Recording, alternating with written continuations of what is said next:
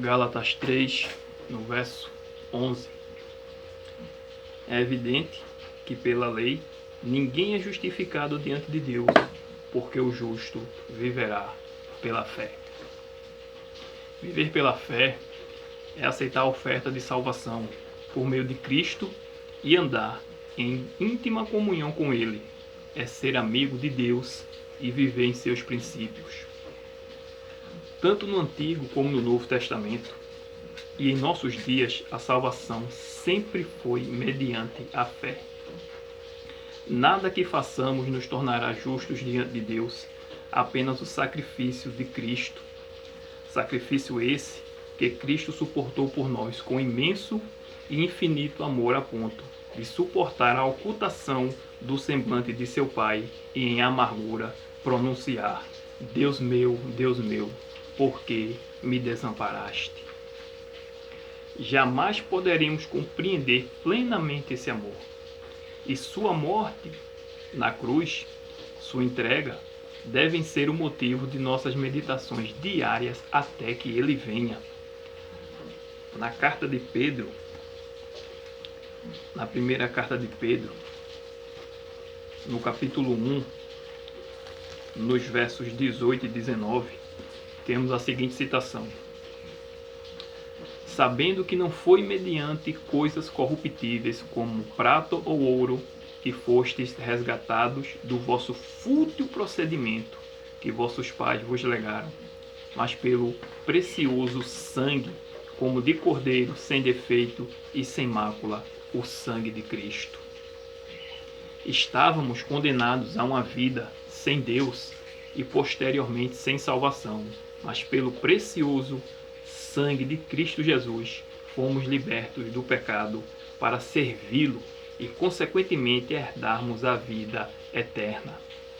Apenas por esse alto preço nossa dívida pode ser paga.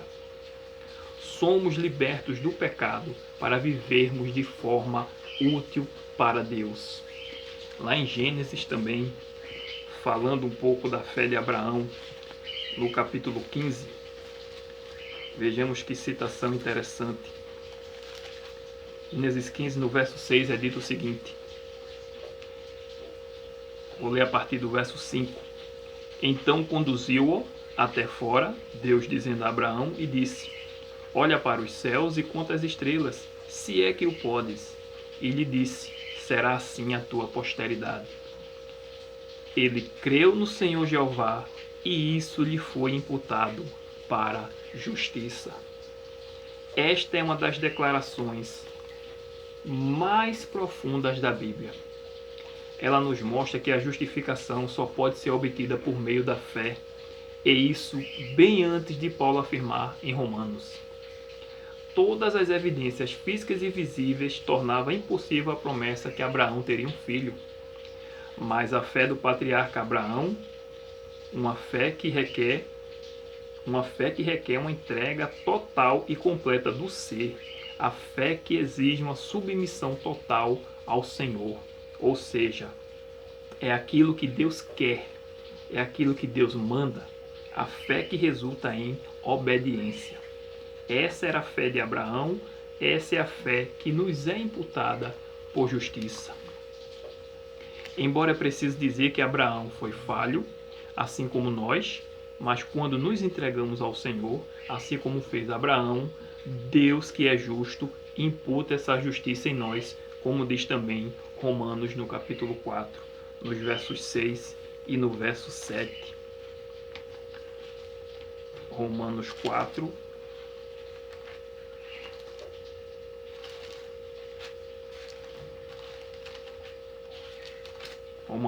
do verso 6 ao 7 é dito: e é assim também que Davi declara ser bem-aventurado o homem a quem Deus atribui justiça, independentemente de obras. Bem-aventurados aqueles cujas iniquidades são perdoadas e cujos pecados são cobertos. Não temos mérito nenhum perante Deus, mas por crer nele e buscarmos força nele para viver sem pecado, Deus não imputa pecado em nós. Realmente é algo maravilhoso e que não se explica. Como Deus pode nos considerar justos e vivermos com Ele na sua presença eternamente? E tudo o que vem depois da caminhada cristã, obediência, santificação, desenvolvimento do caráter e amor, deve se originar por meio dessa verdade essencial. Foi no que Cristo fez por nós. No Salmo 34, verso 8, também é dito algo interessante nessa caminhada com o nosso Pai Celeste. Salmo 34, verso 8 diz o seguinte: Ó, provai e vede que o Senhor Jeová é bom. Bem-aventurado o homem que nele se refugia. Aqui o sentido não é o de pôr Deus à prova, mas ter experiência com Ele. Experiência de relacionamento, ou seja, experimente Deus, prove Deus e confira se o Senhor é bom.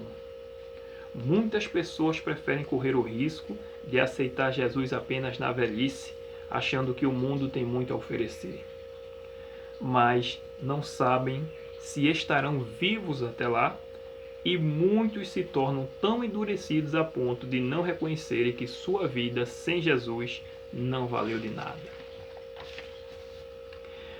Mas o mundo não tem nada de bom para nos oferecer, e quando nos entregamos a Deus, podemos descansar nas suas promessas. Na promessa que nosso pão e nossa água serão certos, na promessa de que por Jesus somos curados e temos vida plena e vida eterna. Jesus se entregou por nós. Deveríamos nesse momento refletirmos sobre nossas vidas para sabermos como poderemos melhorar nossa experiência com Deus, que mudanças precisamos efetuar. Agora eu quero ler uma citação maravilhosa que se encontra no livro Mensagens Escolhidas, volume 1, na página 367. A única maneira pela qual o pecador pode alcançar a justiça é a fé. Pela fé, ele pode apresentar a Deus os méritos de Cristo, e o Senhor lança a obediência do seu Filho a crédito do pecador. A justiça de Cristo é aceita em lugar do fracasso do homem, e Deus recebe, perdoa, justifica a pessoa arrependida e crente, e trata-a como se fosse justa e a ama tal qual ama seu Filho. É assim que a fé é imputada como justiça. Ellen Goldwhite foi quem escreveu esse texto maravilhoso. Aquele que trabalha na obra de Deus, quer porventura seja um fanático ou um legalista, ele tem que aprender isso. E aqueles que dizem viver pela graça, mas negam a lei de Deus, também precisam entender que o preço pago pela transgressão da lei foi impagável. E isso exige de nós uma fé viva, uma fé ativa que nos leve a obedecer à lei de Deus. A graça de Cristo só pode ser concedida na vida daquele que verdadeiramente se arrepende e, por meio da fé, busca viver de conformidade com o padrão divino. Então, o pecador desfrutará o favor do céu e, por meio do Espírito, terá comunhão com o Pai e o Filho. E então, há ainda uma outra obra a ser realizada, e esta é de natureza progressiva. A pessoa deve ser santificada pela verdade. Salmos 119, nos versos 142, 151, é dito o seguinte: a tua justiça é justiça eterna, e a tua lei é a própria verdade. Tu estás perto, Senhor Jeová, e todos os teus mandamentos são verdade. Aleluia. Isso é fé. Isso é viver pela graça de fato, para sermos transformados pela graça divina mediante a fé, transformando o nosso caráter. Tanto na antiga como na nova aliança, Jesus pagou a dívida que era nossa. E com isso podemos viver livres da condenação e do pecado numa vida de obediência. Romanos 16, no verso 26, ao falar de Jesus está escrito: mas que se manifestou agora e se notificou pelas escrituras dos profetas, conforme o mandamento do Deus eterno, a todas as nações para a obediência da fé. Amém. Aleluia. No próximo estudo veremos sobre a vida na nova aliança. Você pode também acompanhar os temas anteriores nas descrições do vídeo, onde estão os links, e também nos comentários.